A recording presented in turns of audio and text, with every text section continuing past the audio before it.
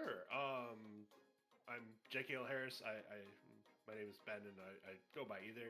I'm a recovering Dead by Daylight streamer.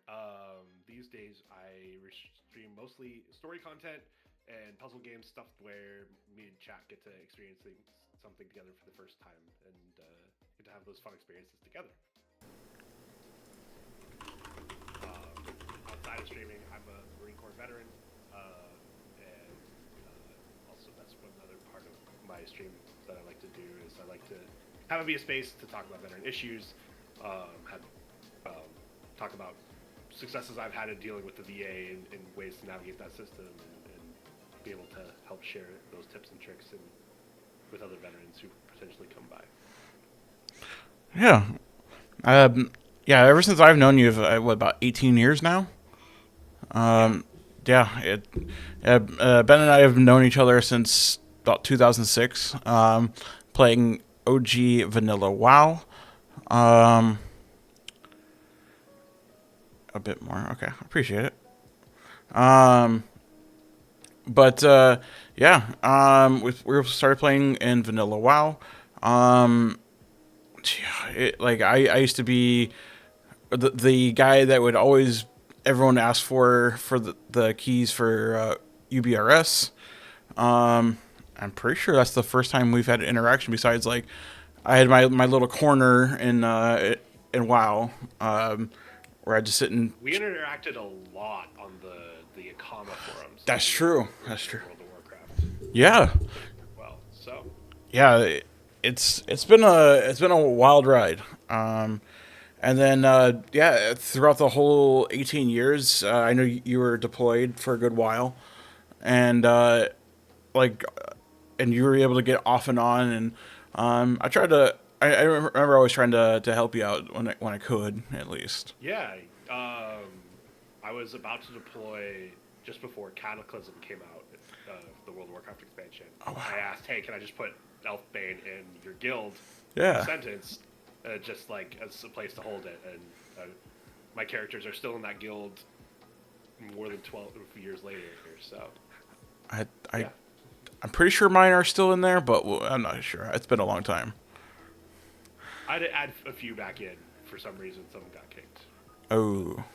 But it's okay. It's okay. I got it fixed, and I figured out how to make it so everyone else can do it too. But anyway, Yeah. So let's get into the fun questions. yeah, So how'd you get into streaming? I I off and on paid attention to Twitch, like from early Hearthstone days. Actually, Okay. I was watching Moz a lot because I really liked Priest, and he was one of the better Priest players, one of the more visible Priest players at the time. Okay. And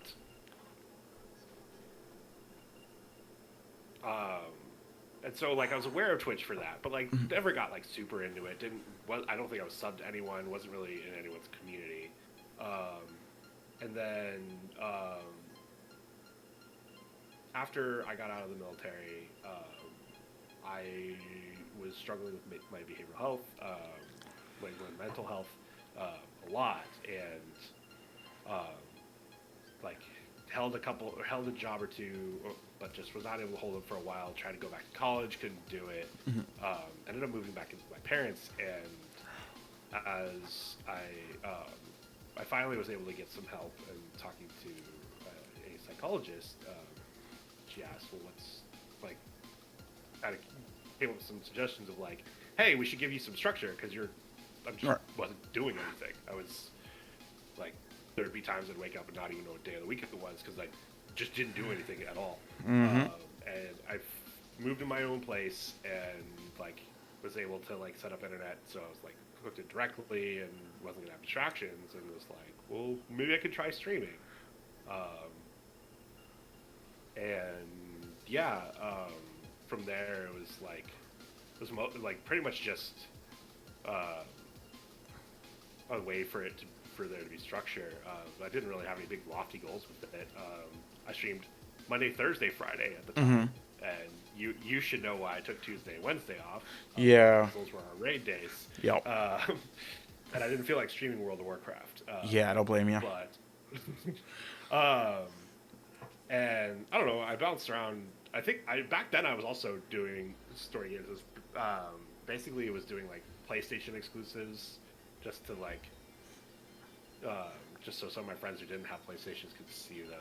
And Yeah. then I started playing DVD because it was the free game on PS Plus, like Oh yeah. a couple years before that. And then I like tried it on there, and then I like had a lot of fun with it, and then started getting more into the DVD community, and really got into it, and met a bunch of streamers and some that were just like as they were making partner, and so was able to get some good advice and just started streaming. Not I didn't stream Dead by I never streamed Dead by Daylight full time, but I started streaming a lot more and got heavily into it. And yeah, that's what from there everything got to the point where it kind of is today.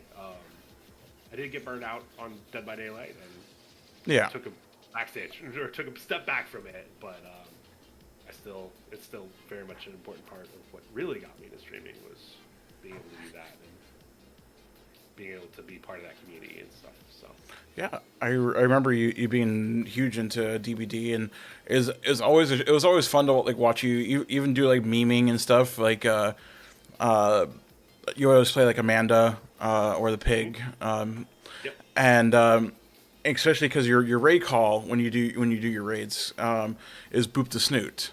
yeah, So what you do is you'd always go up to the survivor and crouch down, and if they boop the snoot, you'd kind of let them go, and if they didn't, you'd take care of them. yeah. No, I had a couple of different games. Or a couple of different ways I had end games. There was a common way that I ended streams for a while was there's a specific add-on that like doesn't get like basically takes away all of the traps you can put on people's heads, but can see through walls and stuff like that. And for me, it was really fun doing that on indoor maps. Yeah. So it also bring an indoor map, but I also understood how what's the word? It can be kind of oppressive, especially like as I got better with it. So my goal was always to hook everyone and then let everyone go, regardless if they booped or not. It just Okay. sounds like a fun way to end the stream. And Yeah. for the most part, like I ended up making like not necessarily a long-term friend, but I ended up making a lot of stream acquaintances because of that. Because people would have fun. People would recognize the like, oh my god, like this was crazy and overpowered and stuff. But oh, okay, we're here to have fun and stuff. And that's always been an intention of mine. Is we're here to have fun. We're not here to go balls to the wall. Yeah, and like just anytime I've gone into your stream, and it's always been fun, and you have just a giant fun network of like a big community. Whether a lot of them came from your DVD days, and it was it a lot of other people in your community have also moved on from DVD, if I remember right. Yeah. But still, you guys maintain that great connection, and it's really cool to see that like you had that great spirit and that connection with your community, that you're able to just maintain friends and just keep getting more friends, and Yeah. it's always awesome to see that. Yeah. Networking is one of those things that like you'll hear a lot of big streamers talk about, and like it's really true that like even leaving DVD, and there's just some people who would just only watch DVD no matter what. So like Yeah. my numbers are still down from when I was playing DVD, but like building up network and like just getting people who were like, yeah, I want to come see your content no matter what Mm-hmm. you're doing, like is something like I'm still trying to figure out for sure. But I like that was always something I wanted to work on is like hey, I'm gonna be in people's chats, which is a lot of work and Yeah. not for everyone for sure. But be in people's chats for their streams and like just like find people that are also like at the time we're streaming. Some of them don't stream anymore, but at the very least, like be supportive and like mean it Yeah. too. That's definitely I would say that's definitely the most important part. Like is it's really easy I feel for streamers to tell like someone's just in your community because they want to build up their community and like you can I don't know if you're smarter than me you can probably get away with it but I'd say it's better. It's better. It works out more often than not if you're being genuine about it. So Yeah, they always say like as a content creator, like you may have like started off playing one game, but you'll no matter what game you play or whether what kind of content you play, people will still like stay with you no matter what game you play. Not everyone will, but you'll have a good chunk of following. it's hard. I have a small community, so like I didn't have a lot to lose. Fair. I've seen some bigger streamers like of hell like when Elden Ring came out, there were a couple of Dead by Daylight streamers that like wanted to stream Elden Ring, and like even going from a game like Dead by Daylight, which has a big Twitch following, to a game like Elden Ring, which had a bigger Twitch following, they still Yeah. lost viewers during Really? that time. So yeah, so I don't know. It's hard if you have a main game to switch off of it because like you want to see growth. Right. Like you don't, even I'm even doing this still as like I'm giving myself a structure. I'm giving myself a schedule. But you know, growth helps with that, and it's hard when you like switch off and you see that because there's a surprising amount of people that will just watch a game and only that game, and that's all they want to watch. Fair. If they really like that creator. And so like, but your mental health isn't good, like when you're doing this stuff. And for me, that was the most important part because that's the entire reason I'm doing this. Like, you just got to take that hit sometimes and find something that you really enjoy. And for me, it's bouncing around. And my numbers aren't going to ever be that great because I bounce around, and I'm okay with that. But that is something you gotta get your head around if that is what you're doing. So. Yeah, like especially being like primarily doing like Overwatch and everything, and I started like watching a newer person streaming, and like he just started getting into like Helldivers, and it's like it's not my cup of tea. Like I still go there to support, but Yeah. it's not something I'm like actively like watching, clipping, things like that. So I definitely, I guess that makes a lot more sense. Yeah. Now that you mentioned that, I was just like, oh yeah, I kind of do that myself. Yeah. Yeah. And it sucks because like I have friends that like I really enjoy watching, and then they'll stream something like League of Legends, and I'm just like, I really want to be here, but I have no idea what you're doing. And Yep. that's okay. That like again, it's for the streamer's mental. Like you can't like Correct. I and I've had this conversation with them where they're like, "Oh, would it be better if I didn't?" I'm like, "That's what you wanted to do. Like, don't like." It's not like I was their only viewer, and even if I was their only viewer, like if you're good enough, you'll find more viewers that enjoy Right. your content. Like, So, Mr. Ben, what are your hobbies and interests outside of streaming? outside of streaming, these days it's mostly taking care of my cat, Yeah. Mr. Buster. I don't want to mess with the camera, or I'd show him right now. Fair. I've also in the past year, really gotten back into Magic the Gathering because something I played a lot as a kid, and then just fell out of love with it. It wasn't like the cards didn't look cool to me anymore after a certain point, and that's a big reason you play these games is to get cool looking cards. Fair. But then last year, I started enjoying watching the content of it. There was a format that I'd never played before that was a little more casual. Okay. Appeared to be a little more casual. Now that I've gotten into it, I've realized there's levels to this, and it gets super competitive the more you get into it. But That's the commander, isn't it? that's Commander, yeah. Yeah. It's a 100 card deck singleton format, so you're not running multiple copies of anything besides like 6 or 7 cards expressly say you can run multiples of this. And it's cool because there's high variance. Like your decks are gonna usually do very different things every time you play it, and I just enjoyed it because it's like you get to do cool things, and then your deck can have several different ways it does the cool thing until you get to higher competitive levels. But the other cool thing about it is by like there's a conversation you're always supposed to have at the start where it's what's called Rule Zero, where you're supposed to just talk about the expectations for the game and stuff like that. And like, very quickly, like, just say like, hey, this like these are the decks I have. Like, I have decks from pre-constructed, sold right out of the box by Wizards of the Coast, which aren't very good, but maybe haven't Yeah. lived to.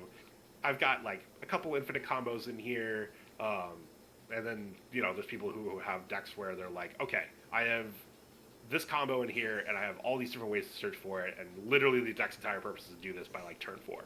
And my decks can't play against that, and that's okay. And we usually like everyone I've played against has found other decks that they have to like play to the power level I have, and if they don't feel like doing that, there's usually other tables where people are playing at that. So it's cool because it's a self-policing like, and like this is all matchmaking's in person. You don't have to rely on like some a computer software to be like, okay, yeah, we think this deck's about here, because like there's so many things. Because even in person matchmaking, like I say I have an infinite combo on one of my decks, and people are like, oh my god, that deck's so good. I'm like, I literally like I would need to draw 2 cards out of 100, and I have no way to search for these. And one of them, if I play it without the other, is actually sometimes actively bad for me. So yeah, there's an infinite combo in there, but I'm telling you, I'm still yet to win with it. I've played this deck 20 times now. I've been seeing like I haven't played any like card games in a while, but like I've been seeing like there's a couple of like content creators. I don't play Yu-Gi-Oh. I haven't played it since like high school maybe, and there's people like saying like with Yu-Gi-Oh, you could just like sit and play like combo after combo after combo, like right off the rip in the beginning of the game, and you could just like lose like pretty fast. I'm like, how's that fun? But I guess for the people that are doing those combos, like it is fun. I'm like, okay. Yeah, no, at some point you need to win the game. Yes. Like even in Commander, and that's like, and especially with. Because Magic lets you, like the Commander format lets you play cards from the entire run of Magic, which is now 30 plus years. Yeah. Like, it is hard to put 100 cards in a deck and not have an infinite combo in there, frankly. And so, like, it depends on who you talk to. Some people are like, I don't want any infinite combos. But for the most part, like, my feeling is, look, if the game's going, like, 10 turns, which even 10 turns is a long time, actually. I've had multiple hour games that were like 10 turns were passed. You eventually gotta win, and so like if you happen to get into an infinite combo at that point, like good. This means we can go on to the next game. Okay. Is there any other hobbies that you do besides spending a lot of time with the cute Bean Buster and D&D, or not D&D, Magic? I have been doing D&D, but I like it's a developing hobby. I don't like. Yeah. I'm enjoying the hell out of it, enjoying the people I do it with, all this stuff. I literally was going late with it and was like, oh no, it's fine if we go late. And then you messaged me to remind me, and it was like, oh shit, I can't go late. Never mind. I'm sorry, guys. And so I've been doing that, but I'm a gamer. Like that's part of the reason I started streaming is because I was basically okay. Well, what I'm already doing, I just turn on a camera and just what I thought that all streaming entailed was turn on a camera while I'm doing the video games that I'm already playing and do it. Turned out much harder than that, and yep. Like, and I'm still getting it down to this day, but I'm glad I do it. But I definitely have my games that I'm like, okay. I turn on a different brain cell because I don't want to say I turn my brain off for some of these games because I'm, playing strategy games like Europa Universalis 4 and Stellaris right now. Those are big brain games. At least they seem like it. You get good enough at them that you can turn some of the brain cells off, but absolutely, as you're learning them, I had not played EU4 in a couple of years and started it up again in a playing as. A country that I've played as a number of times, and there was like enough new things that I'm like I literally was going back to Googling like it was brand new of like, do I do this? Do I do this? Do I do this? But yeah, stuff like that where maybe not the best stream content, but that's okay. Like I still enjoy playing the game, and I don't need to have everything be for stream content. Yeah, That's awesome. Yeah, I deal with a lot of like aspiring content creators myself, and a lot of them do think it's you hit start streaming, turn the camera on, and go to and you just get millions of subscribers and everything, and it's completely it. I try to set that expectation that it's a little bit different than that, uh, but they do come back to me for ideas, and I'm always happy to help them with that. And it's same with like like photographers and stuff. It's always fun just to help inspire like people coming up and everything. And I'm glad you brought that up. And that's kind of also what this podcast is kind of going for, is so Yeah. that people can like learn like, oh, okay, I had to like really put my personality into it, or you could be like a Doctor Disrespect and make a character or something like that, and and really run with it and have fun. Yeah, there's as many different ways to do it as there are people out there, and frankly, if you find your own way to do it, that's better. Now, finding your own niche is much easier said than done, and Yes, something I'd say even you and I are still working on, definitely. of finding your own niche, because and it does get harder as time goes on, because like 10 years ago, if you or I had decided we wanted to play a character that was like wears sunglasses and is super jacked up all the time and playing single player games, like, or playing shooter games, like, it would be completely unique. But now it's Yeah. like, okay, you're clone number 5,000 of Doctor Disrespect, like, who cares? Right. So yeah, I don't know if you were asking for this question, but I would say, like, hey, if you're coming with niche, like, sooner the better. Yes. So earlier you mentioned that like streaming kind of help set like a rhythm for you on a daily for your daily life, and like that also like reminds me of like when there has been times where like I was unemployed, and I wouldn't know what day it is, and so like I even if I won the lottery, I'd probably like work like 1 or 2 days a week just to like get some sense of like a rhythm and everything. Yeah. But how else has streaming actually impacted your life? Um, it's it's definitely hard, because like to think about that question, because like the schedule is, and the structure behind it is absolutely like far and away the biggest impact of it, and what I set out to do with it. It absolutely though has like introduced me to it, a lot of friends, Hmm. friends either just as like internet friends, some who I've even like gone and met up with. Um, it's helped me. What's the word? Like meet new veteran friends, to like just have people that other veterans who like get me and I'm able to talk to them about anything, not just streaming, Yeah. and have that stuff. So that's been super great too. There's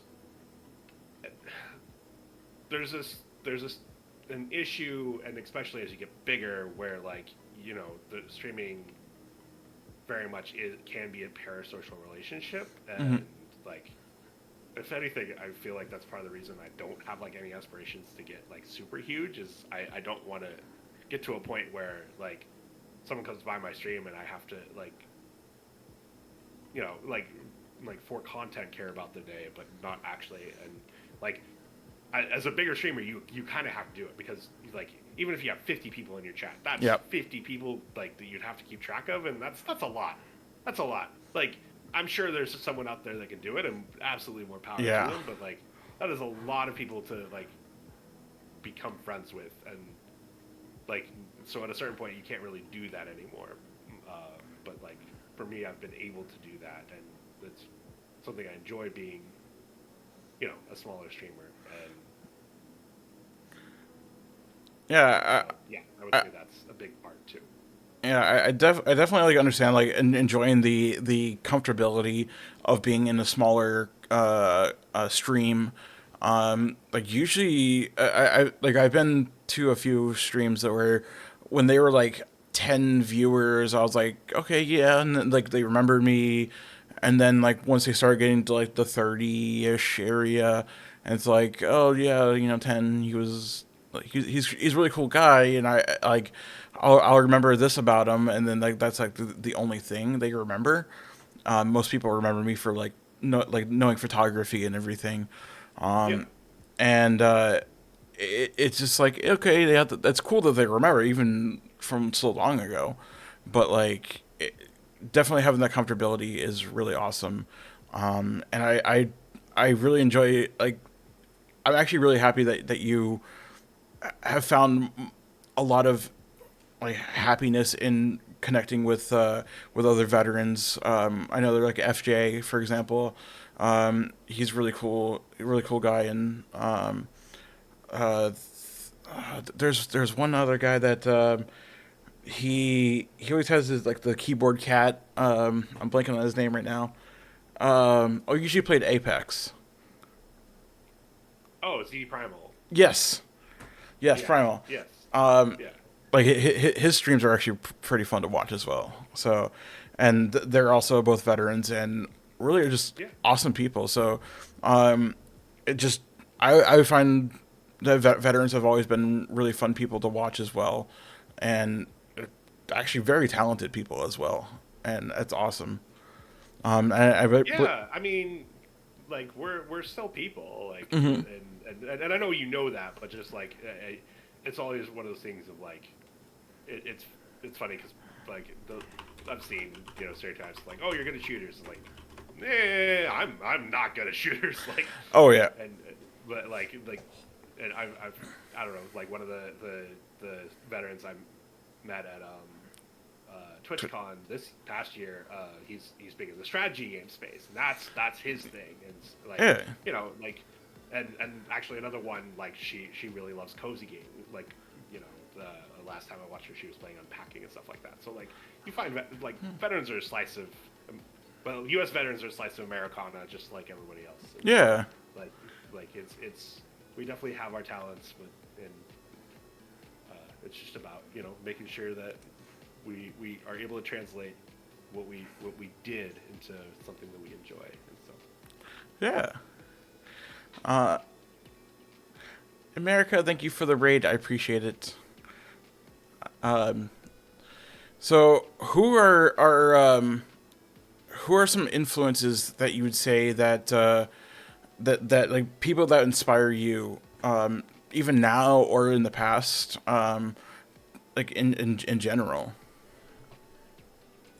When it comes to streaming, Yeah. um, there's gonna be an interesting one because he's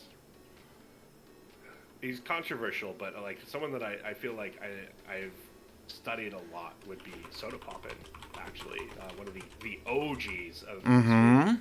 Mm-hmm. Um, he like he does some dumb shit, and but like there and for a while I don't know, I feel like there was times I'd watch him and like you could tell like people are watching because they like, well, he's the big streamer, but he like genuinely is really good about like finding the funny in games and like Yeah. leaning into that and things like that. And like there's actually like I feel like I learn a lot every time I watch him of like, hey, like just like ways to take like games that like I don't want to like shit on developers and say that like some games have like more value for streaming than others, but like, Yeah. games have different levels of like what you can get out of them, and like Soda's really good about like finding like playing games that like were never meant to be streamed, never meant to like get like an hour of content out of, and he like is really good about like getting that out of him, and so that he like I don't watch him as much anymore because like Mm-hmm. like it's more the idea that I got out of him of like, hey, you can do this. Like there's not a whole lot I get out of going back besides some pretty funny content. Yeah. Another OG streamer that I've learned a lot from over the years is Day9. Okay, yeah, So I haven't heard that in a yeah, he's while. former StarCraft pro. Does a bit of variety these days. Goes back into Magic every once in a while, stuff like that. He, I'd say what he's really good at is taking time to like using the game as a backdrop to telling stories and providing content that way.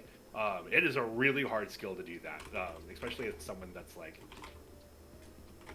I'm the marine part of me is pretty competitive, so like when I'm playing a game I want to like play it and play it well, and like so it's sometimes hard for me to like say, okay, I'm gonna not pay as much attention to what's going on right now and talk about like something that happened or something I enjoyed, or like break down like this game in a more meta way than like how I'm actually playing it. But those are all things he does really well, and like I would recommend that if like there's a couple different kinds of streamers. There's streamers who are just good at the games they play and Right. like don't have to be super entertaining because they're just so good that you watch them for how good they are. Then there's the rest of us who Yes. have to figure out. And if you're trying to figure out other ways to be entertaining, because like, okay, I'm not going to be like the best at whatever in the world, or top five, because like once you there's only so many top whatever like at a certain thing, and once you drop below that, it's like, okay, well, what's setting you apart from these other people? And I'd say what's setting you apart is like how you present content, like how you engage, and what you can bring to the game besides like playing the game. And so yeah, I'd say Day9 has been a very huge inspiration for me on that as well. Okay. Yeah, like sometimes if you can like RP, even if there's like no RP in a game, like you can help create a story. It's always fun, not just like GTA RP or anything like that, but like if you can kind of like give a voice to your character, regardless, even if like you're playing something like WoW or for example, Yeah, like I if you mean, yeah. that's what I was doing with the boop the snoot thing. Like that's a meme in the Dead by Daylight community, is that you boop the pig snoot and she's happy, and that was me. It was, yeah, I'm happy when people boop the snoot. So even in games where that wasn't my intention, if I saw someone like start crouching up to me, I was like, okay, I got to do it. Like you have to. It's part of the meme. And so yeah, just finding those ways of like engaging the game in just a little in a slightly different way than just playing it normally, like in whatever you're playing, will help a lot. Okay. In the future, is there anyone that you wish to like collaborate with?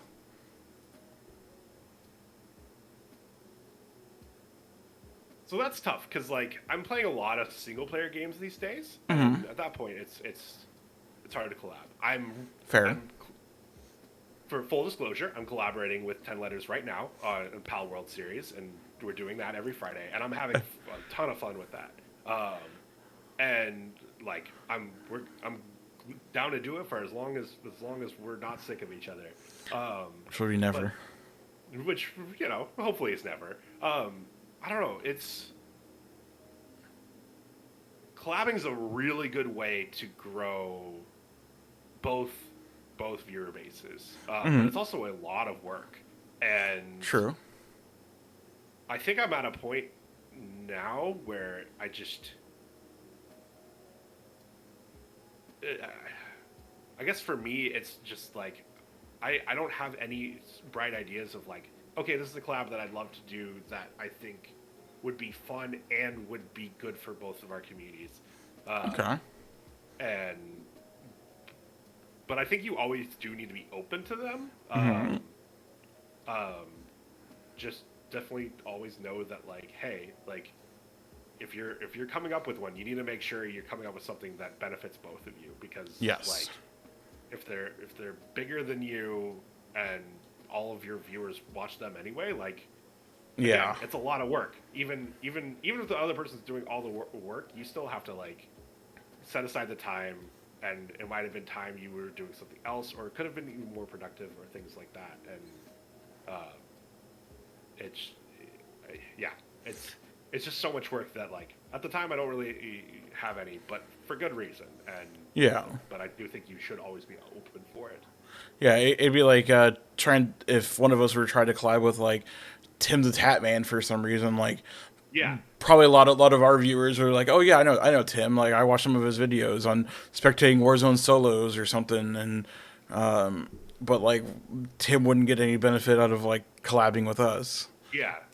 Like even like one of my friends that I mod for that's gone back to Dead by Daylight, like they're getting like 30, 40 viewers at this point, and like I think even collaborating with them, I'd have to come up with a big plan, like to say like, hey, like I think this is how it would be helpful for you. Besides like popping in every once in a while and oh we're gonna do like Swift together, but like something Yeah. regular that I would consider an actual collab, like I think you really need to find someone who's like really at the same point of view in their streaming career where like hey we're in the teens of views but there's not a whole lot of overlap and this would be a great way for us to like at least share those teens of views. So now we're at 20 views and Right. climbing up the ladder and stuff like that.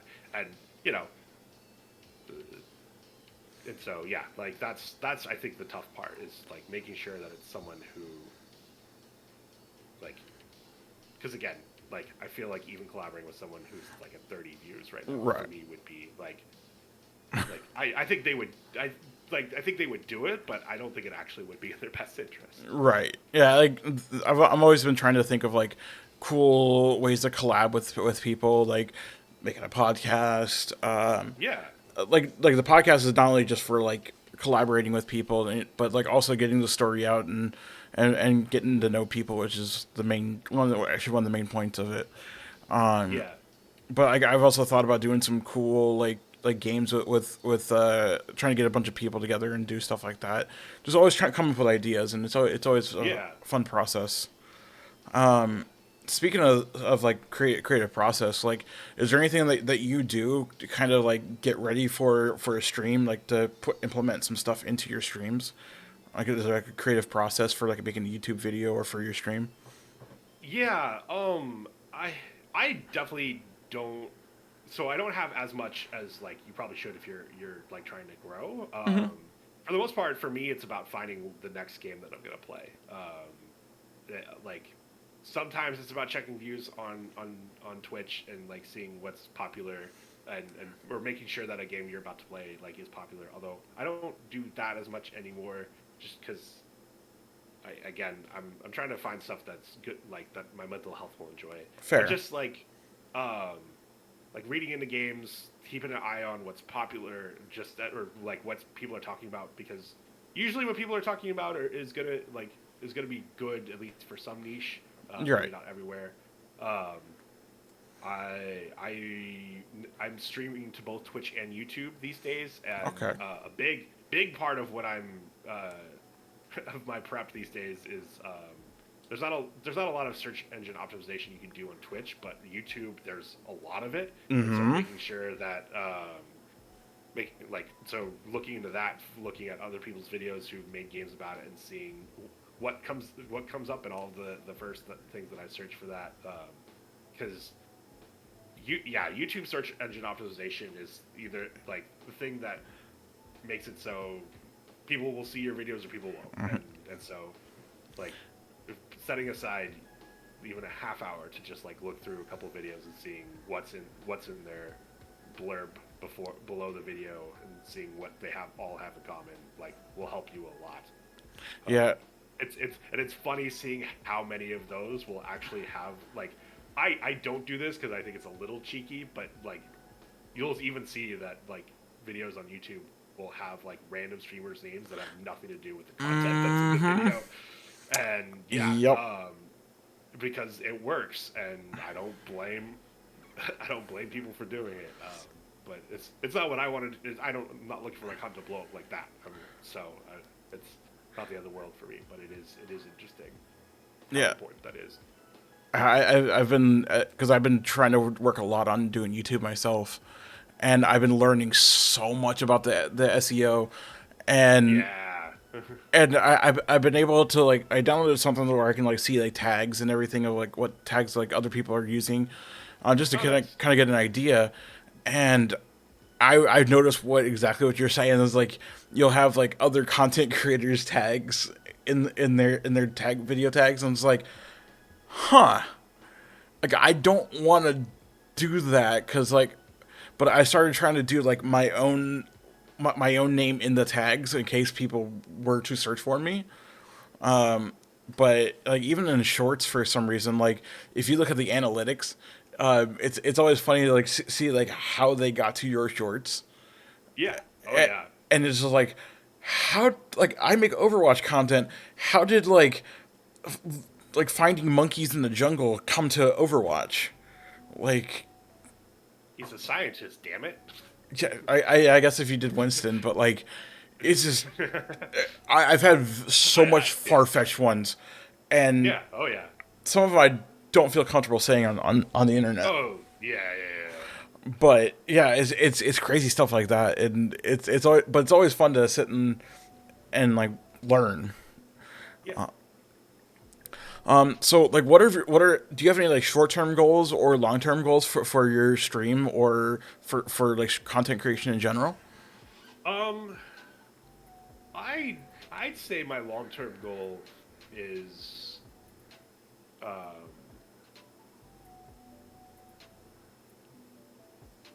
get it so that my YouTube content uh, is on a similar level of success that my Twitch content is at. I, it's definitely, I've definitely been seeing it. Like I've been getting views on most of my streams, and stuff like that, and people are watching the videos later, which is super Right. cool. Um, and so, like, I don't know if I'm looking for like the what is it supporter button on YouTube necessarily, but like getting at least to a level where like, hey, I go live and I'm seeing people on both sides and actually have to pay attention to the chat that's shown in my Yep. YouTube chat and stuff like that. I'd say that's the goal. Something that I'd like to work on, and like and I need to, but this I'd like to work on is also making it so I have shorts going up on the weekdays that I don't stream on YouTube, just as like a hey, more content. And but for that I need to get back into editing, which is something I actually did in the Marine Corps, and I've just fallen out of practice with it so much that I can't do it nearly as fast as I used to. And so getting back into that process and like learning how to do it to the point where like I can just do it and it's not like a mental strain or anything like that. Yeah. Because that's part of the reason I only stream 3 days a week, is I still am dealing with a lot mentally and can only think about it so much. And so I'd like to get it to a point where hey, I can do this without thinking about it, because I know I can Right. do that. Like I've been there before. I like the last 3 months I was in Afghanistan, I was literally just like editing everything, like stories from other people together onto a timeline so we could export it and send it back to America uh, via satellite. Oof. Yeah. Just third world things. Things that happen when you're in a third world country. Well, it was 2011, so Yeah, I can imagine the bit I'm not rate. sure how easy it was, even if we had been in Europe for that to happen. And so I know I can get it down to a science and not have to think about it. I just gotta get back to that. Okay. Yeah, I can imagine like the bit rate available for satellite was rough, and even if you try to like communicate like transfer like a video from your camera to your phone, even is rough. So I could imagine just going to a satellite would be even worse. Yeah. So there's a organization called DIVIDS, Defense Video Imagery Distribution System, I think is what it Okay. stands for. And they're the repository for all military or Department of Defense, I think, even videos and images and stuff like that. Basically mandated by Congress that we keep this stuff because Yeah. like it's public record, and want to make sure we're not hiding stuff. And they had this system set up where like basically like if you put it up to the satellite, and you would book time to do it, and it was DoD paid for it, so Fair. so it wasn't like it was more about making sure that we hit our time slot, so we weren't like screwing other people over, and less about like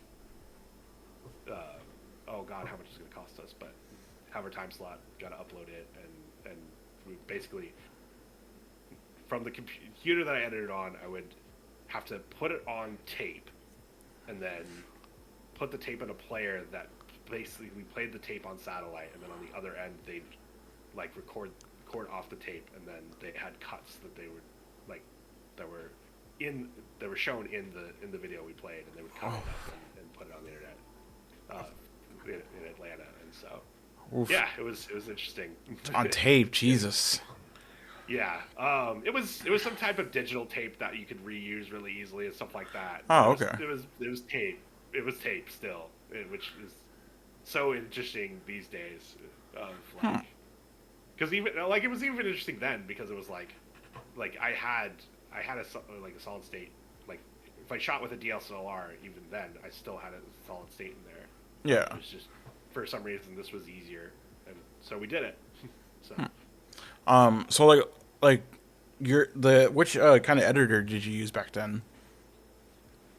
So I learned on Premiere at the schoolhouse. Okay. On Adobe, and then when I got to Afghanistan, the options they had on those computers were either Sony Vegas or, oh my god, what was the other one? It was dumb. I don't want to say obscure, but it was like you needed to know all the keyboard shortcuts for it, or you didn't know how to use it. And there was like only one. There was an airman in our shop who loved it, and everyone else was like, "We're using Sony Vegas."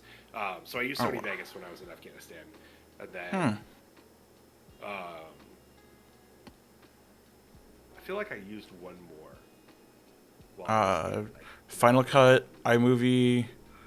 So funny enough, in high school I learned Final Cut because that was the Apple one, right? Yes, it's like one of the best ones out there. Yeah, so I learned Final Cut because for some reason our high school like video editor or video teacher was like the guy who wrote some of the early guidebooks for how like the official early guidebooks for how to use Final Cut.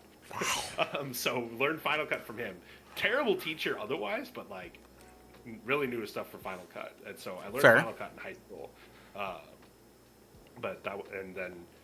Yeah, that must be what I'm thinking of. Is I learned Final Cut in high school, I learned iMovie in college, and then I learned Premiere at the schoolhouse in the Marine Corps, and then used Vegas when I actually needed. Oh wow! So you've been like everywhere with editors. Yeah. When I did try, I was uploading stuff directly to YouTube as edited content for a while. I was actually using Lightworks, which I hadn't heard of until I went searching for free software, but I had some luck with that, and would definitely take suggestions if other people have free stuff that they like. Yeah, I mean, Lightworks worked out really well for me.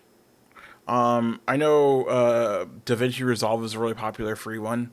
But I feel like it's like one of those things like it can be very tough to actually like learn. I know like when I got into using DaVinci, I was just sitting there like, oh shit! Like I started watching tutorials, and I'd go through the whole like video tutorial, and it's like somehow I skipped a step somewhere or missed something, and it looked nothing like. It's kind of like when you follow like a cooking recipe, and it doesn't taste how they told you it's supposed to taste. So like I got more into using like CapCut for now, just to kind of get things rolling till I fully learn DaVinci and everything. And but I've been loving the experience with CapCut. So is there any like challenges that you face in doing content creation at all? Mental health is absolutely the biggest struggle I face. There's days I wake up and I don't feel entertaining, and I know that it's not good to turn on the camera for those days, or turn on stream at all, but not just the camera. But the fun struggle is like sometimes I do turn it on and then I have a terrible stream and I'm like I shouldn't have done that, and sometimes I don't turn it on and I'm like, and then I spend the rest of the day regretting that I hadn't turned on. And so that would absolutely be my biggest thing, is just pressing go live and going when I don't feel like it is. And I'm lucky, and that's one of the reasons I'm like glad that I'm not doing this for a living, because like I at least don't have the specter over my head of, if I don't go live here, like I might not make rent this month, and that's like there's a lot. I've heard from a lot of content creators where that is a real thing, and that is really hard and unfortunately really common, and like I don't have any good answers for it besides that. I will say I've had a number of those days where I've gone live and then like after 20 minutes like someone says something in chat and that's nice, and I'm like, oh hi, and then from there on like the day gets better. So I would say like turning it on is the answer those days, and turning on the stream. But like I absolutely get how that's easier said than done, and it's not always true. So yeah, I remember you took a small break as well, and you even posted like a picture on your Twitter one time, and you were like looking like you're proud to post for your OnlyFans or something, and you're like thinking about getting back into streaming, and I was like, oh my god. So there's actually a funny story behind that. Oh god. Yeah. So one of my friends at the time, she doesn't stream anymore, but was a streamer. Her name's Kay. Like had posted like a similar picture, and like got a lot of attention for it, and such she wasn't ready for it, because like that wasn't necessarily what she usually did. She was like, damn, I look hot in this pic, I'm posting it, and yeah, like got some attention for it, and and I had joked of like, hey, like when I do come back to streaming, I'm gonna do my version of that picture, like.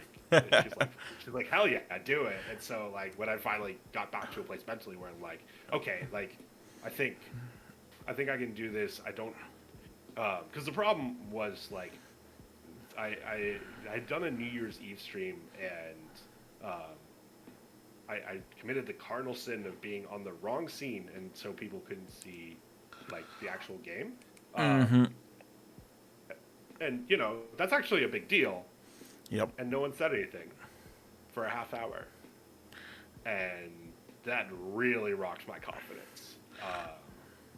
And like, I like, there's a number of reasons it happened, and I recognize it, and I don't blame anyone in my chat at the time for sure. But it was just one of those things of like, I just, my confidence was shot, and I was like, no one's actually watching my streams. People are here just lurking, and I was making, that's how bad it was. It was at a point where I was even hating lurking, which like not something you have to, not only do you have to accept as a streamer, it's genuinely a good thing that people are like, okay, look, I don't know if I can watch you right now, but I still want to support you and have your content up, so I'm going to make sure that your stream is up even if I can't watch it. Like that is actually like a huge compliment.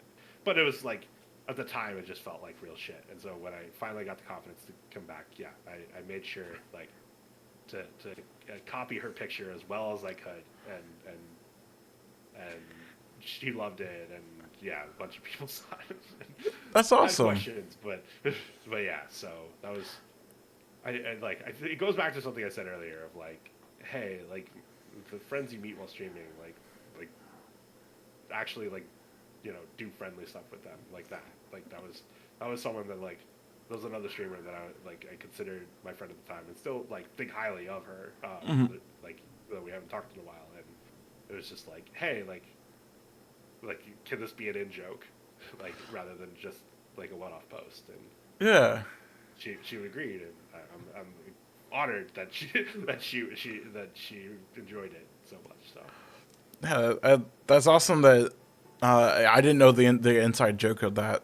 Yeah, I just remember seeing it, and I was scrolling through your Twitter today, and I was just like, I forgot about that, and yeah, but I think we've all been there where we've done some rookie mistake of streaming. Like I know there's a few times where it happened in the beginning of this stream legitimately. I forgot to unmute my mic. Yep. And so like they could hear you, but nothing was coming through for me. And I was just like, like it was like for episode 1 like mess ups, and like it's really annoying, and I hate that that happened, but it happens. You know, I'm sure it happens to big streamers as well every once in a while. But yeah, like mental health for streaming, everyone just thinks it's easy just to click that go live button, and everything just magically works, and you're going to be happy go lucky all the time. Like, no. I know like work was like punch bagging me for a good while, and like really hit me hard, and I was thinking like my content sucked all the time too, and so I took a break myself for a hell of a long time actually. And it is something very real that a lot of people don't think about, and I see it all over Twitter. Like sometimes people just need a, a mental break, and but it's always good to take that little bit of break. Yeah, one of the worst things you could do, and not just in streaming, but in general, is have something be a hobby and have it be your only hobby, and then you try to turn it into like something you need to be professional about. Because then it's no longer something you can escape to. Like part of the thing that's great about hobbies is you can escape to them. And if suddenly every time you're playing video games, you're also streaming it, and the video games are also your only escape, you're not getting time to take a breather and do something just for you anymore, and that's really tough for you. That like some people are able to do it, and again, more power to them. But like those people are abnormal in a good way. Like Yeah. that's like genuinely that's good for them that they're able to do that. Like if you they're the people that that live by the if you enjoy what you do for work, then you don't work a day in your life. Like that actually is true for some people, but it really isn't for a lot of us. And so it is okay if you need to take a step back or find something else to do that you're making sure is fun for you. That's not streaming, so that streaming stays productive. There was something I did like I used to be very afraid of doing video editing, especially like when I was sitting looking at like DaVinci Resolve and everything, and I was like, this is way overwhelming. I hate video editing. It sucks. But like now that I got into doing like using CapCut, and I've been having a blast doing it, it's turned more into a hobby. I also use that experience to help others as well, and I love it. And like the problem is getting too much into a hobby, though. It takes away from things you also want to do. Because I'll get people like, hey, you want a game tonight? I'm like bro, I'm like 5 videos behind. Like I don't have time, and yeah, it's sometimes the hobby can take up too much, even though you're having a lot of fun with it. But yeah, it's fun, but yeah, it can take up some time. So is there anything like any moments that you've had while doing content creation that you like is super memorable for you, that like you're like you when you hit end stream or anything, you just had this best smile on your face, and you're like the happiest you've ever been?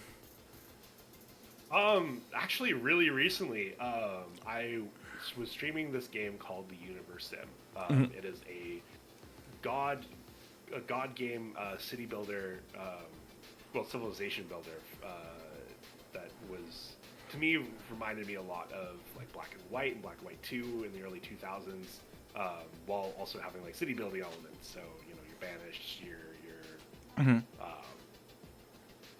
against the storm a little bit, type of things like that. But also had Twitch integration, and the Twitch integration worked a couple different ways, so basically people could become your followers, and they could do super helpful things. They could help you research stuff. They could fill water is an important resource. They can fill up the reservoirs you have. So like even in the middle of winter, you wouldn't run out of water. But they'd also blow your stuff up and set things on fire. Mm-hmm. And in typical Twitch chat fashion, my chat loved blowing things up and setting things on fire. Yep. And it was some of the most fun I've had on streaming, probably ever. And I was really sad when the game started to get to a point where, like, either I was like going back and forth between planets so much that people couldn't keep track of what their nugget, their person representing them in game were doing, or would just cause things to bug out or things like that. And like that's when I kind of decided, all right, this game, we've had a lot of fun with this game. Let's end it now before people get really bored with this and end it on a high note. And Fair. so I had to end that run recently, but that was, I don't know, letting Twitch chat like get to do their thing and be invested in the stream was just a ton of fun, and it made my job a lot easier, absolutely, because like, you know, it was just reacting to the things that were happening in front of me. But thankfully, like, it was still a game, and so that was really fun. And some of the most fun I've had. It's always fun when a game does have Twitch integration. Like you have some like pretty basic ones, like was it Words on Stream and Gardic Phone and stuff like that. Those are okay, but like when you can really get like Twitch and your community involved, like was it Cult of the Lamb was a really big one, and like Universum. I just joined someone's cult last week. What do you mean was a big one? I mean, I haven't seen a lot of people playing it much. Sorry. Yeah, but sorry. But you know, it's still like it's fun when you can bring your community into a game. Yeah. And like it kind of makes you feel like you are with your community even on a better level. And yeah. And it's very rewarding. I would definitely agree with that.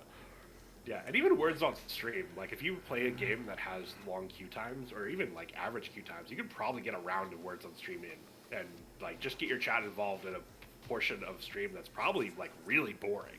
And if for instance battle royales, like there's only so much dead time you can fill if you're like, even if you're winning every game, that's still like could be 5 minutes that you're trying to fill after a game before you get to your next one. It's just like, well, what do I do next? Right. Like, yes, some people are really good at talking for 5 minutes, like every 20 minutes, like or 3 hours, but that's a lot of space to fill. So like having something like words on stream and just you fill those times, like allows you to put Twitch integration in games that don't have Twitch integration and don't have any way to do it. So yeah. I was watching a retired Overwatch League player, like in between his Overwatch queues, he was actually playing Power Wash Simulator. In between, I was just like, okay, but like he had to like leave and then come back in and then but I don't know why it always reminded me like some of those like shorts you always watch that of like somebody like mowing the grass in like a time lapse fashion or power washing something, and you're just like, I don't know why these are so entertaining, but they are. And yeah, Rising and helps break up the content. And true. It's just, I don't know, mesmerizingly fun. Yeah. So, do you have any advice that you would like to give any future streamers that are like maybe getting ready to start streaming or anything? I'd say the most important advice I have to give is like you have to grow up before you know whether you're going to be good at it or not. And so, like, I hate to say don't quit your day job just yet, but like it is streaming. I've heard enough good streamers say like, look, this is as much luck based as it was my skill. Like you can genuinely be like one of the better content creators out there in the world, and like, but if you don't know how to get people to come to your stream, like all that stuff, like it's not going to happen. And so like you gotta, and frankly, there's just so many dumb little things that I couldn't even point out necessarily, like, but that you recognize like as you do it that you wouldn't realize you you do, Mm-hmm. that like you definitely it's going to take some time before you realize whether this is actually the thing you want to do or not. And so like don't it's not a backup plan. Like it's not it's not something where you're like, well, I can just up in one day do it. Like Yeah. you're going to have to put time in and then see how it goes, and then like, and honestly, like even you got to get to a point where you're bigger than even I. Like, not that I'm big or anything, but I'd say that like even at like 15 viewers, like I'm like a top 1% or something, some crazy Yeah. statistic like that of like of streamers. Like you got to get to the point you're pushing partner really before you can really say yes, I want to commit to this. And so just get that in your head Yeah. before you do it, of like, and maybe your goal isn't to do partner, and great. Like if your goal is not to make partner, your goal is just to do it as like a fun thing to do, then like hell yeah, Yeah. that's basically what I'm doing, and I love it, and I wouldn't recommend it, could not recommend it any more like than like I highly recommend it of doing it that way. But like as a way of making a living, it is a crapshoot. Um, I have friends that have been like at the 72 average viewers for like a year now at this point. And even when they push above 75, like Twitch is like, well, we want to see you do it for more months than this and Yep. stuff like that. And it's just like, and frankly, I've known partners who have made partner and they're like, okay, now I have to go work a real job because I still can't afford it. And so, yeah, I'd say if you want to do this as a living, you better like start it as a hobby first, because Yeah. it is not going to be a living for you very quickly. Yeah, because like if you actually want to make it like relatively profitable, not only do you have to stream on like Twitch and or like YouTube or Kick or any of them, you also have to make YouTube content. You have to be like doing stuff on TikTok as well.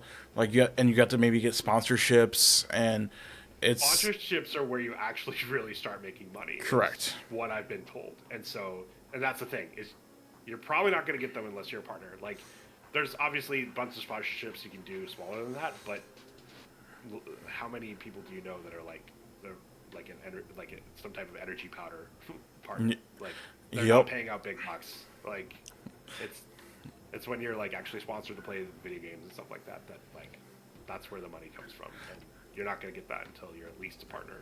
And Yeah. so, And this podcast is not sponsored by Raid Shadow Legends either.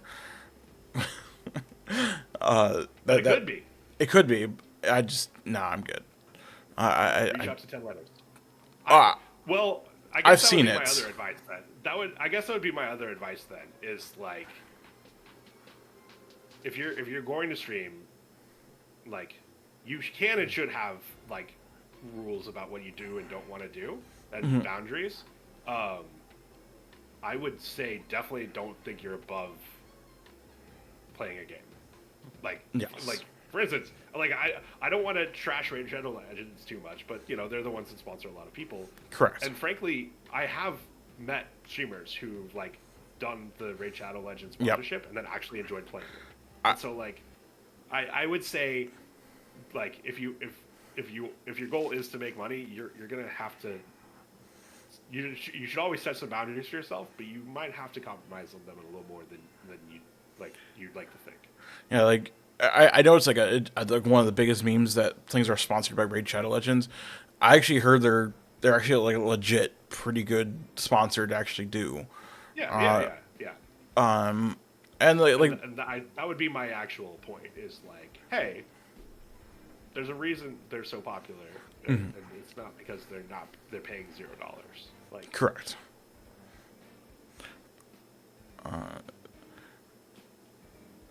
So if you could sit and like put some like maybe some futuristic looking AirPod, not AirPod, the Apple Vision Pros, where you can see into the future. What do you think the future of streaming will actually look like? ooh,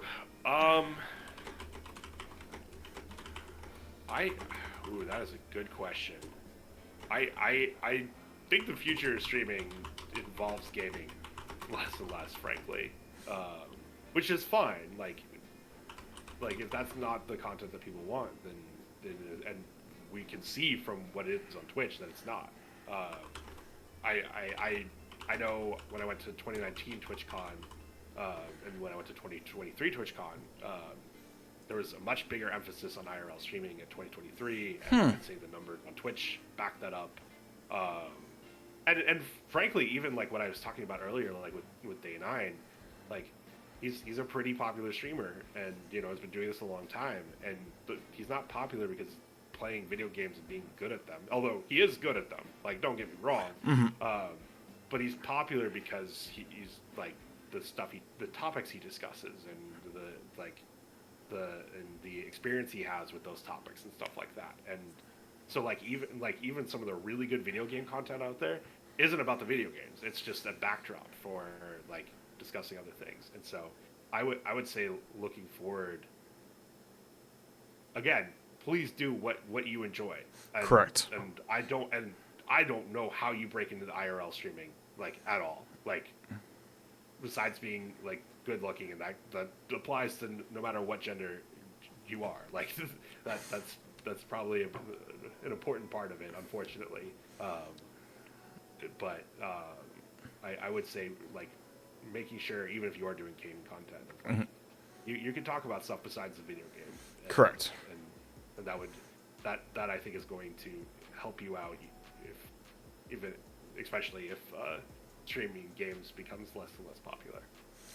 Okay, that's actually just interesting, because like I thought about trying to like look at doing IRL streams, and like I thought about like just going to like restaurants or something, and like say go to McDonald's and try to order like the craziest stuff ever, and see what goes on with that, or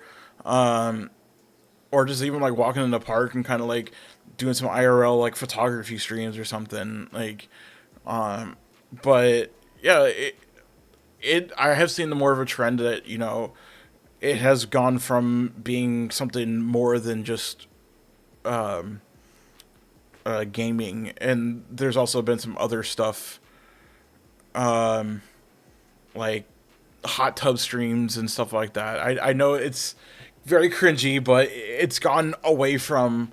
It helps kind of prove the point that it's gone away from like more gaming, and I just find it very interesting as well.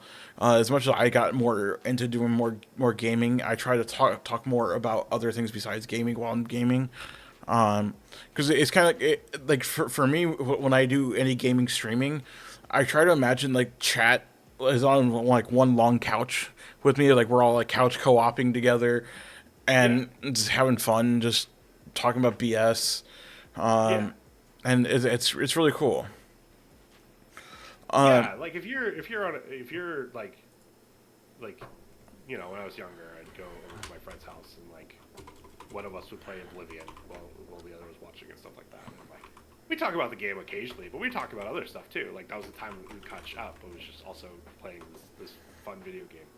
And yeah, you definitely gotta look at streaming like that, where like don't not talk about the video game, because that's weird. I've seen streams like that where like they have the video game up, and then like they like literally like don't acknowledge what's going on in it at all. And like I'm sure there's an audience for that too, but they weren't, those people weren't super successful, so I don't know how true that actually is. But you definitely need to know, like you gotta have something else to talk about for a number of reasons. Like what are your thoughts on the current like how everything is with content creation, like in general? Do you think like are you happy with like how everything is with and now that they've gone away from like the explicit stuff, and like how to like how everything is right now, or do you think it could be in a better state? I don't think those people are gonna watch my stream anyway. Like, so I like genuinely, I try and I don't really think about it. Like I there's so many content creators out there making like trying to just make some money, and I'm gonna have my slice of the pie, and my slice of the pie does Yeah. not overlap theirs at all, and like it doesn't overlap most people's like slice of the pie, and the people it does overlap are also like doing streaming the way that people who are like complaining on live stream fail would say is the right way to stream. So like I don't know. I don't think there's a wrong way to make content. Like as long as you set the barriers for yourself and say this is what I want to do and this is what I don't want to do and like you're following that, then that's okay with me. I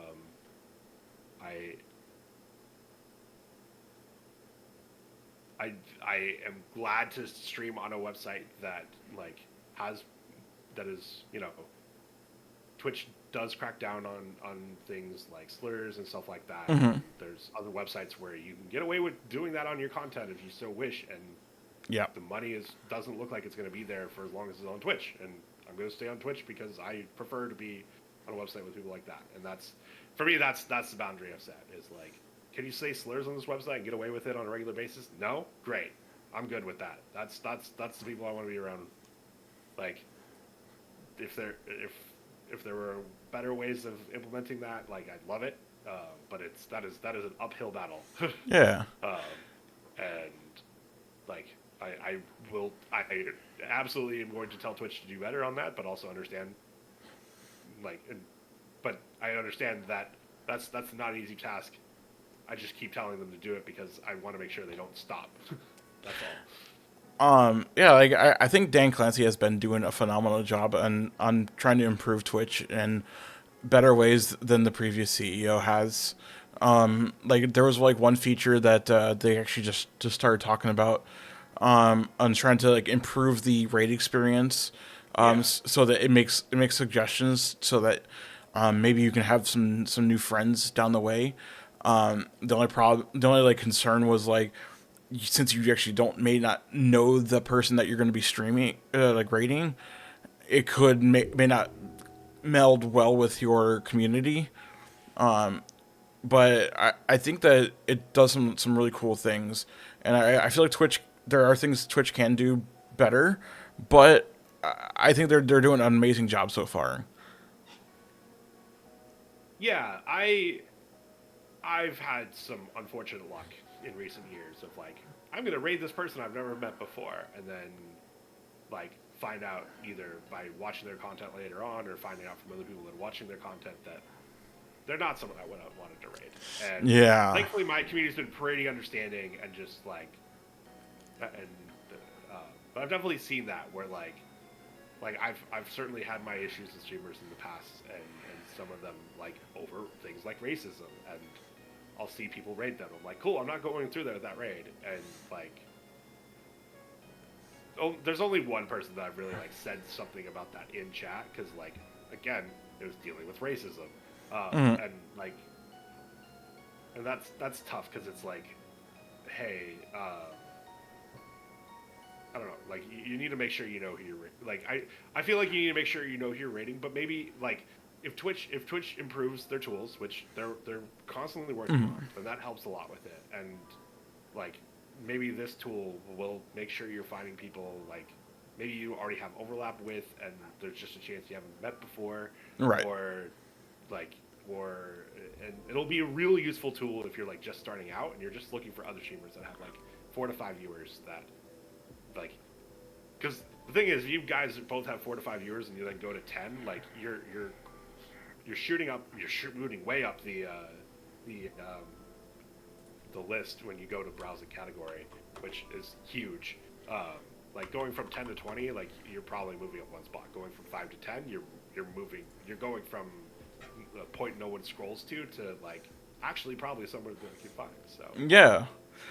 Yeah, I felt bad. Like I was doing a midday stream one day, and for some reason, like my notification didn't go off. Like the alert didn't go off that I was getting a raid.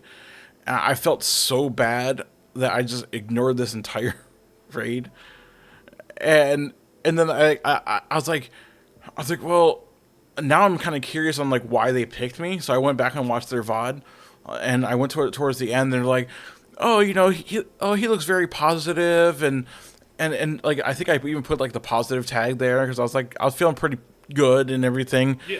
and I happen to be kind of a menace in that specific Overwatch game that they rated me on, where this guy, like, I was like kind of targeting this guy, not as much as intentionally, but I was not being as positive. So it's like I kind of felt bad that I kind of maybe let that streamer down, and so like I tried to contact them and I was like, hey, thank you for rating me. Sorry, I didn't follow up with it and everything. Thing didn't go off, and I wanted to make sure that uh, you know also kind of like a thank you letter, kind of like if you're hosting an event or something, you want to give a thank you letter to your guests and stuff. So like Yeah. I try to, especially if they're new people, like I want to make sure to thank them in the future. Yeah. Rating is honestly probably one of the most valuable things you can do for your stream. Mm-hmm. And like, you could easily spend like 15 minutes at the end of the stream figuring out who you want to raid, and it technically might be. If it weren't for the fact that you lose all your viewers while you spent that time figuring it out, like it might actually be better for your stream than not doing it. And that's the problem is like you can't spend too much time trying to figure out who to raid, but you should put more thought into it than just like, oh well, they're online, and because like that's how you build your communities. That's how you build the okay, like yeah, come watch me, and then we'll go watch this person after I'm done. Like continuity, and you it's just it's such a big deal, and Mm-hmm. like being like having your elevator pitch. So like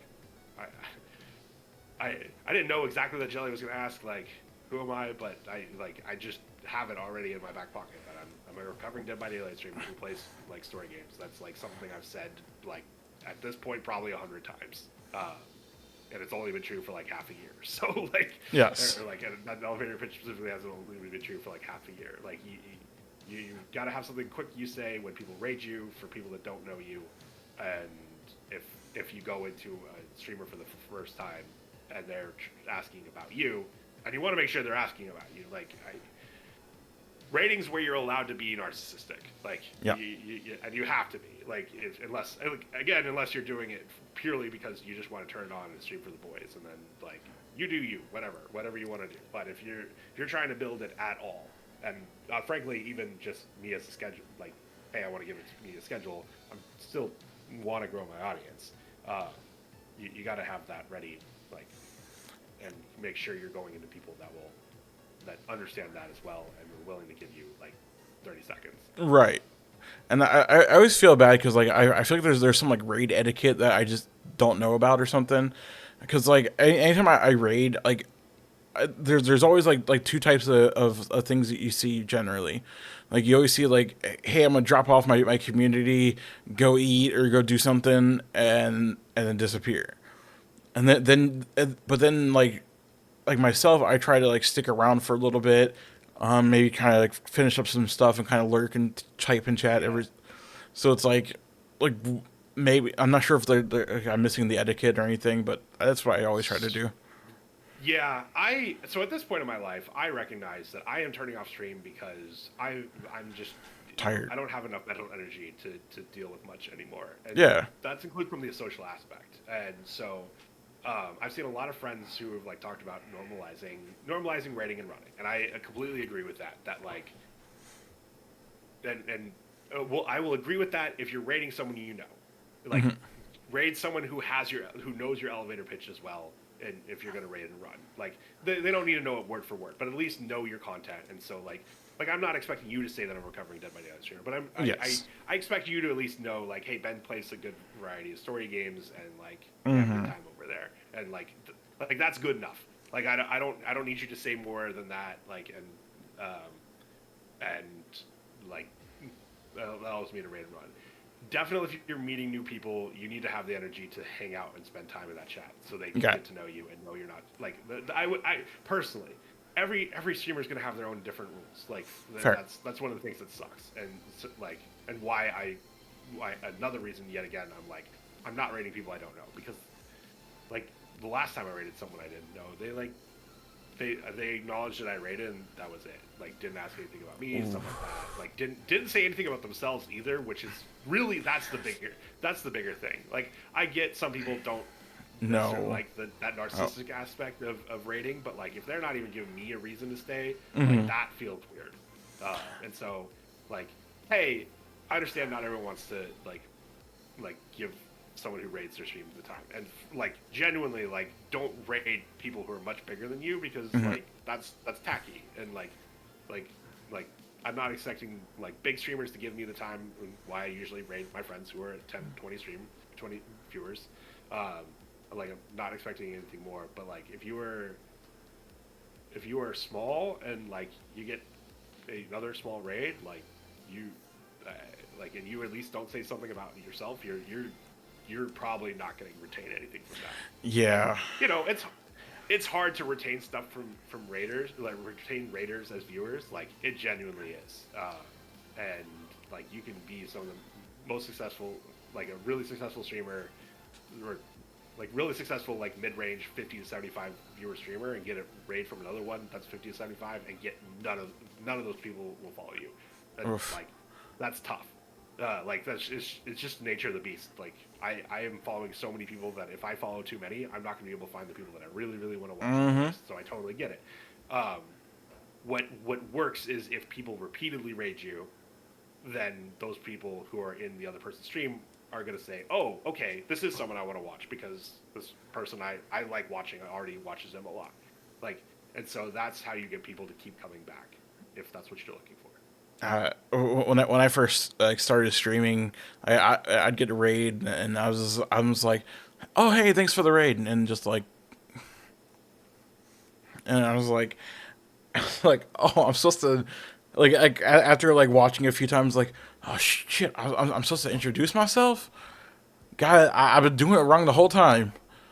Like, and then like I joined a very open stream team for a good while too, and they provided like this little like raid scene and everything, and it was really Yeah, cool. And then like DMCA was like, no, you can't have music, you can't enjoy anything on music. And then we're like, oh, okay, well, I guess forget that idea. And yeah, like writing I feel like it's a great way to grow your community, and yeah, it's like I'm still trying to find more people and new people to raid a lot of times, and I've been using like a website to kind of try to figure out, and then try to watch a few people and like figure out everything, and then I've also been finding out like communicating with people in game, like if you promote like if you play a game on Steam, say like Dead by Daylight for example, and you put the TTV in your name, I know sometimes you get the TTV treatment in that game, uh, but like or you can just promote in chat like I did for like Overwatch for example, and you yeah, know but were you supposed to? okay, the key is it doesn't say it in the TOS Blizzard. So stop giving me those AI responses. But you know, I gained like three new like fun people just by them doing the same thing, and it's always fun and it helps me like find new people, and that's what you're supposed to do, especially if your game has a lot of bad press. You want to help grow that community and make things better instead of just keep promoting the same like 10 people that they always do, and help maybe try to like revitalize your game while your patches are kind of coming a little shitty. I'm just saying. And yeah, it's always fun to just figure out like how to grow your channel, and it's been a fun journey on trying to do that.